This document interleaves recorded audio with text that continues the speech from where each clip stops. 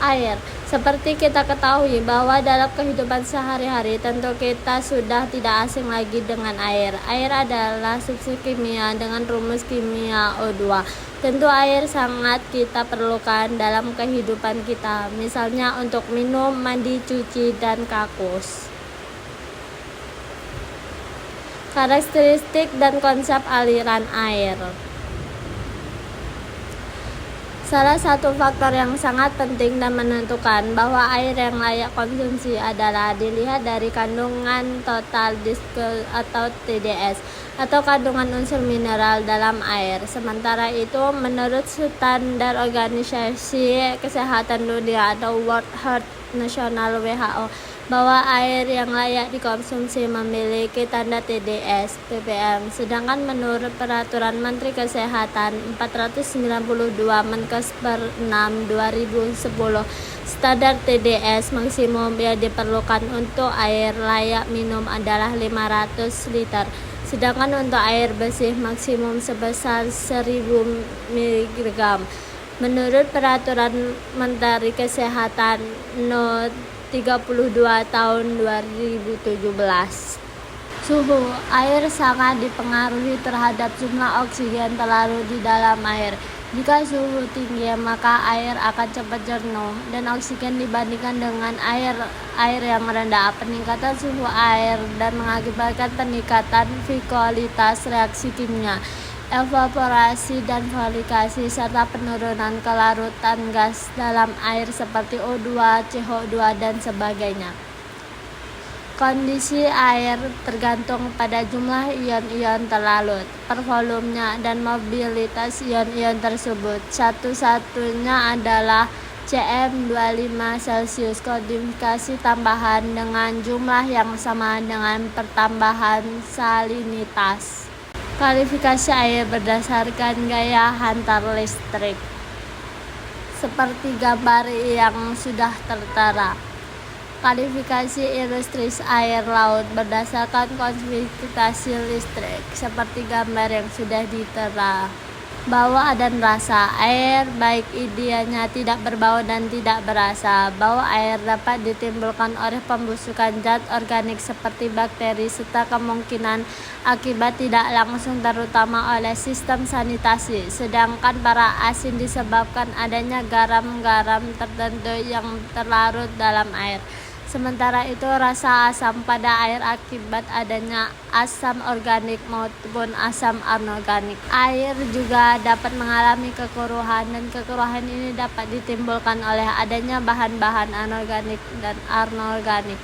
Kekeruhan dapat mewakili warna, sedangkan dari segi etika kekeruhan air dihubungkan dengan kemungkinan hadirnya pencemaran melalui hubungan dan maupun warna, tergantung pada warna air yang memasuki badan air.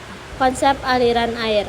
Dalam konsep ini akan dipertegas bahwa air merupakan bagian dari fluida. Pendapat dibedakan menjadi aliran laminar, aliran turbulen, dan transisi. Aliran fluida, cairan atau gas terpimpah mungkin merupakan aliran laminar atau turbulen. Aliran laminar. Perbedaan antara aliran laminar atau turbulen secara eksplisit pertama kali dipaparkan oleh Ong Bone Reuter pada tahun 1883. Eksplikasi itu dijalankan untuk menyuntikkan cairan berwarna ke dalam aliran air yang mengalir di dalam tabung kaca.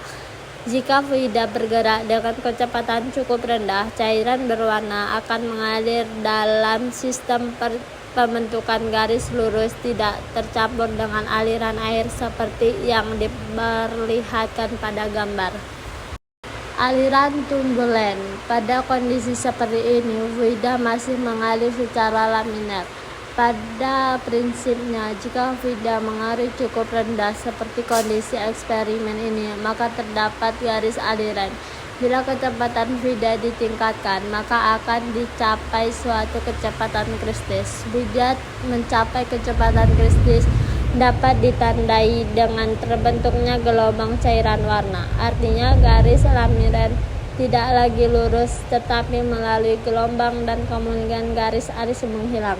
Karena cairan berwarna mungkin menyebarkan secara beragam seluruh arah fluida, seperti yang diilustrasi pada gambar. Perilaku ketika fluida mulai bergerak secara acak tak menentu dalam bentuk arus lirik hilang. Misalkan menunjukkan bahwa aliran air tidak lama laminar. Pada kondisi seperti ini, garis aliran fluida tidak lagi lurus sejajar seperti yang ditunjukkan pada gambar. Aliran laminar. Kata laminar seperti berasal dari bahasa Latin lamina yang berarti lapisan atau plat tipis. Oleh karena itu, maksud dari 3 aliran laminar berarti aliran yang berlapis-lapis. Lapisan fluida dan saling bertindihan atau satu sama lain tanpa persilangan seperti pada gambar. Aliran turbulen. Jika aliran dari keseluruhan partikel fluida bergerak tidak ada sejajar, mulai aliran bersilangan. Aliran transisi. Aliran transisi merupakan peralihan dari aliran laminar ke laminar turbulen atau sebaliknya ke aliran turbulen ke laminar. Untuk aliran transisi ini sendiri memiliki besaran bilangan Reynolds 500 sampai 2000.